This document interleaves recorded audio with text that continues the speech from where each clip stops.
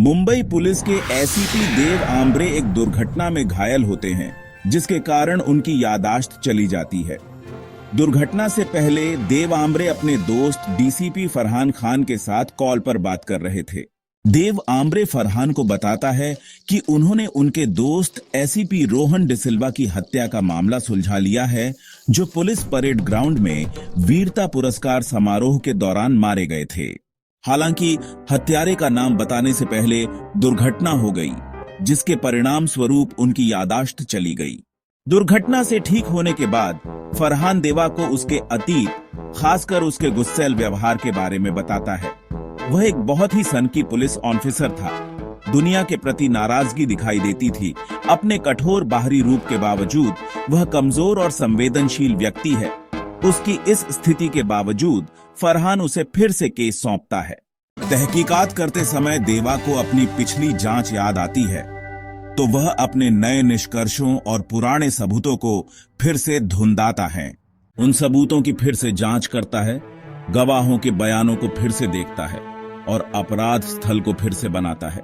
हालांकि कुछ विवरण मेल नहीं खाते हैं। शोध प्रक्रिया के दौरान उसे यह भी पता चलता है कि वह गैंगस्टर से राजनेता बने जयराज आप्टे के लिए काम कर रहा था और उसने एक कुख्यात गैंगस्टर को भी मार डाला था।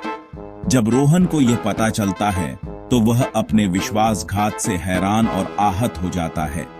देवा ने रोहन के सामने अपराध कबूल कर लिया था, मगर अपने शुरुआती गुस्से और आहत होने के बावजूद रोहन ने उसे माफ करने का फैसला किया।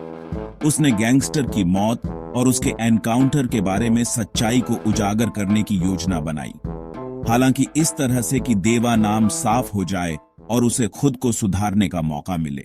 हालांकि देवा ने रोहन के इरादों को गलत समझा और मान लिया कि वह उसका पर्दाफाश करने जा रहा है। गुस्से और डर के मारे देवा ने रोहन को मार डाला। इस तरह रोहन की हत्या के पीछे मकसद का पता चलने के बाद देवा को पता चलता है कि वह खुद अपने दोस्त एसीपी रोहन का हत्यारा था।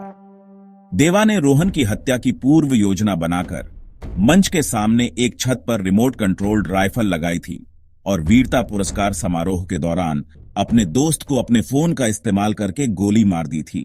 देवा फरहान के सामने सब कुछ सच कबूल करता है। बाद में यह पता चलता है कि फरहान पहले से ही इस तथ्य से अवगत था कि देवा अपराधी था, क्योंकि देवा ने दुर्घटना से कुछ क्षण पहले ही कॉल पर कबूल कर लिया था। बहरहाल एक बार फिर मामले को सुलझाने के लिए फरहान को देवा के कौशल की आवश्यकता थी। अपने कार्यों की जिम्मेदारी लेते हुए देवा खुद को पुलिस के हवाले कर देता है।